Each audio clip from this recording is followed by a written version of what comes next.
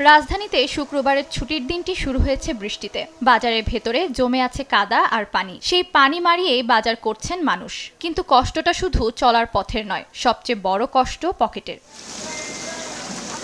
সবজির সারিতে দাঁড়িয়ে একের পর এক দাম শুনে তালিকা থেকেই বাদ যাচ্ছে প্রয়োজনীয় অনেক পণ্য। টমেটো, বেগুন, কাঁচামরিচ, লাউ, মিষ্টি কুমড়া, পটল সহ প্রায় সব ধরনের সবজির দামই বেড়েছে গত সপ্তাহের তুলনায়। মাছ মুরগির বাজারের চিত্র একই।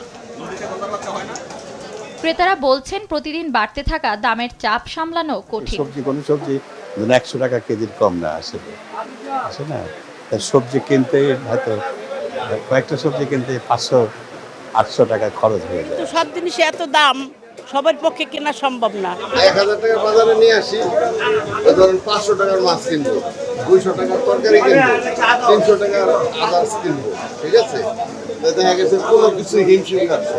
জলাবদ্ধতায় বাজারে ক্রেতা কম, তাই বিষণ্ণ বিক্রেতারা। পাইকারি পর্যায়ে বেশি দামে কিনতে হচ্ছে পণ্য, ফলে দাম কম রাখারও সুযোগ নেই। এতে বিক্রিও কম হচ্ছে, লাভও কমছে। সবজির দাম মোটামুটি গত সপ্তাহের তুলনায় এই সপ্তাহে মনে করেন প্রতি কেজি 10 টাকা, 5 টাকা, 60 টাকা বাড়তি, আরো বাড়বে। যেই জায়গায় উৎপাদন হয়, রপ্তানি হয়, এই জায়গাতে আপনার নিয়ন্ত্রণ করতে হবে। যে কোনো জিনিস আমি ওখান থেকে কিনে আনি 10 টাকা, আমি তো 8 টাকায় বেচতে পারবো না। কেজিতে 50-100 টাকা বেশি, অনেক কম। আর বৃষ্টির জন্য আমাদের বেচা কিনা খুব অবস্থা খারাপ। বৃষ্টির দিনে একদিকে জলবদ্ধতার ভোগান্তি, অন্যদিকে কমতে থাকা মানুষের ক্রয় ক্ষমতা, দুই সংকটই যেন পাশাপাশি দাঁড়িয়ে। ফলে বাজারে আসা মানুষের ভাবনা, কবে দাম কমবে। তানিয়া আক্তার, দেশ টিভি, ঢাকা। 800-750